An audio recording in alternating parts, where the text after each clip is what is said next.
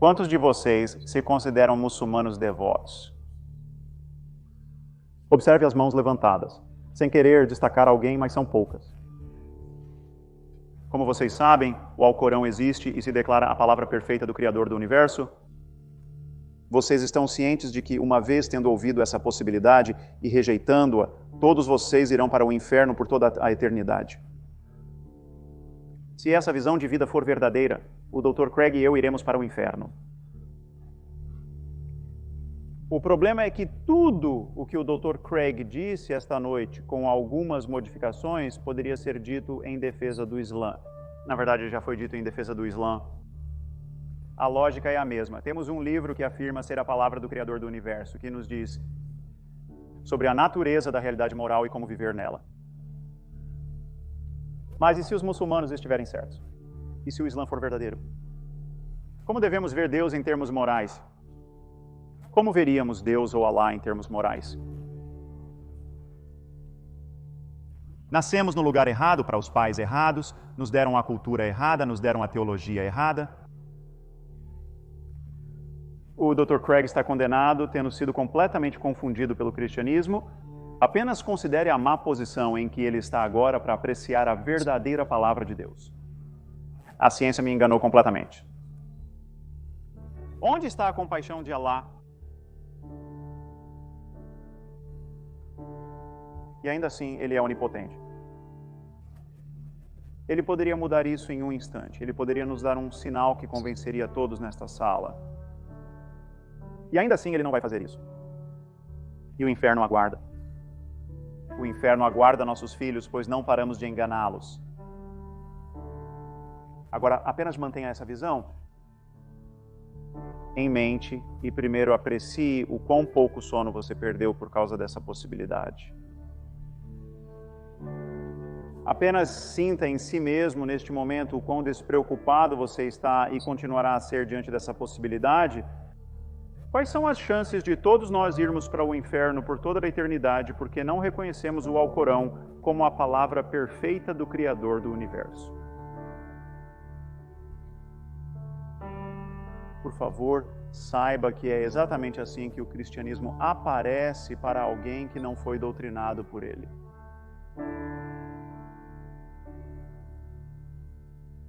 A Bíblia, na minha visão, não pode ser o verdadeiro repositório de nossa sabedoria moral em nenhum sentido, porque quando você vai lê-la, é forçado a ignorar certos trechos ou reinterpretá-los de maneira bastante agressiva para se conformar ao que você agora, no século XXI, tem todos os motivos para acreditar que é bom ou uma direção socialmente válida. Então é apenas um fato inconveniente que a escravidão é endossada na Bíblia. É explicitamente endossado no Antigo Testamento e certamente não é repudiado no Novo, certo? E Jesus disse aos escravos para servirem seus senhores e para servirem especialmente bem aos seus senhores cristãos. O fato de que você e eu poderíamos melhorar a Bíblia com muito pouco pensamento, se apenas tirássemos os piores trechos que não têm nenhum conteúdo redimível possível, este ano ou qualquer outro ano, certo? A Bíblia já está melhorada, então o fato de que poderíamos editá-la para a vantagem de qualquer um é um problema para ter a ideia de que isso foi escrito por um ser onisciente, que não deve ser superado por nenhum esforço humano agora ou gerações a partir de agora. E não é um problema apenas para a Bíblia, mas também para o Alcorão.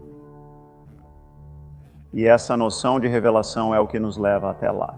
Agora, se você vai tratar todos os livros como produto apenas de mentes humanas, brilhantes ou não, e cada prateleira na livraria ou biblioteca tem o mesmo status em relação à proveniência meramente mortal dessas ideias, então está tudo bem. Então você pode escolher as melhores ideias, certo? E então você pode estar escravamente apegado a você, sabe, a República de Platão, e esse pode ser o seu livro favorito. Mas o que a revelação te dá é essa noção de que isso não é apenas um livro, certo? Isso é o produto de onisciência em algum nível. E isso te limita intelectualmente porque então você é forçado a fazer essas contorções acrobáticas em torno de passagens que claramente não têm uma boa aplicação agora e nem mesmo tinham uma boa aplicação naquela época. E quando você vê isso do outro lado, quando você pensa em quão bom seria um livro se um ser onisciente o escrevesse, Quero dizer, é muito fácil ver o que poderia estar lá que ainda nos surpreenderia.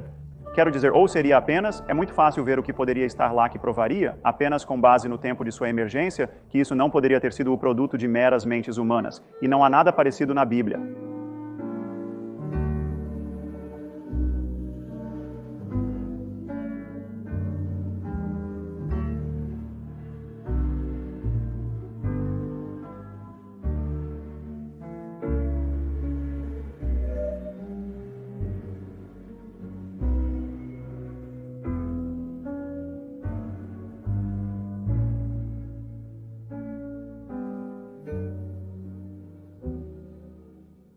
É verdade que a ciência não tem música ou algo que esteja atingindo esse canal, e realmente temos apenas argumentos e descrições sobre como o mundo é, mas acho que é quando algo realmente importa que as pessoas tendem a querer a verdade.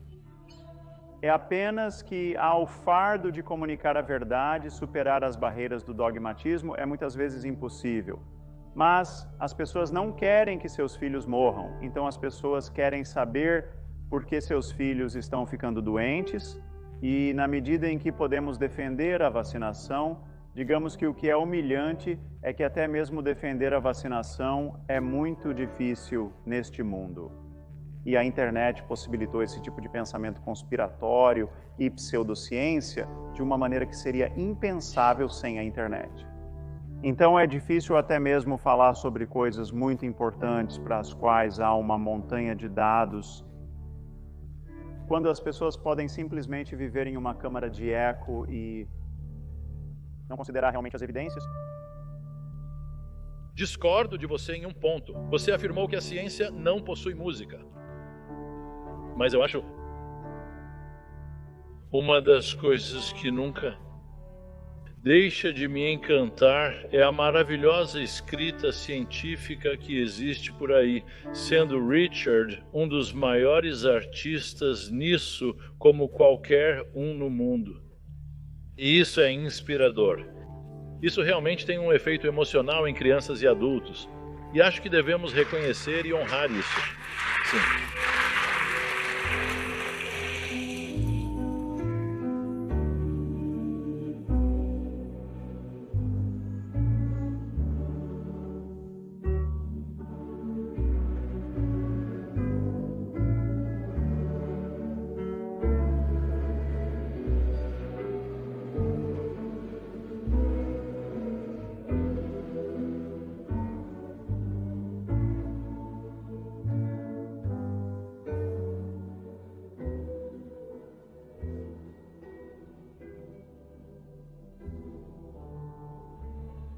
Se você acordar amanhã de manhã pensando que dizer algumas palavras em latim sobre suas panquecas vai transformá-las no corpo de Elvis Presley, você perdeu a cabeça.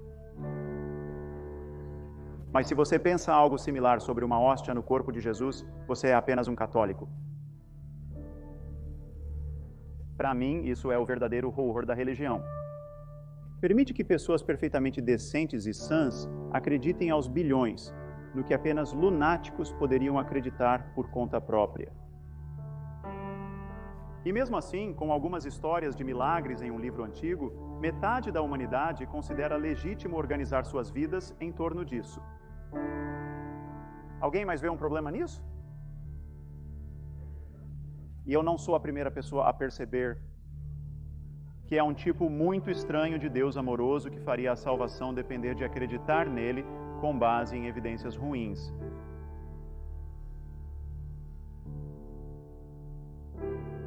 Bem, eu quero voltar a essa questão central que é a crença, porque essa realmente é a questão. Sem crença, a religião evapora. Sem crença, a ciência desaparece. Tratamos de afirmações e suas comprovações.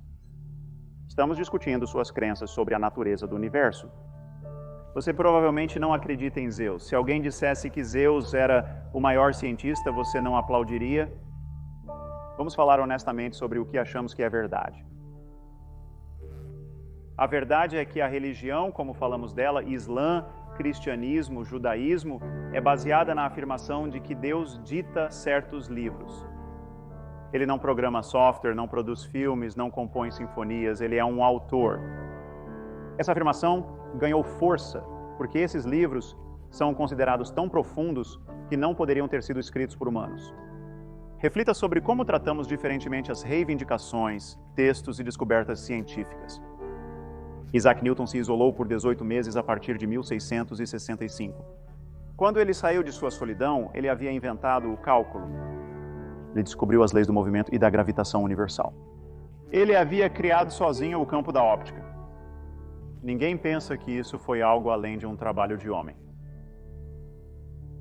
Foram necessários 200 anos de engenhosidade contínua dos mais brilhantes para aprimorar substancialmente o trabalho de Newton.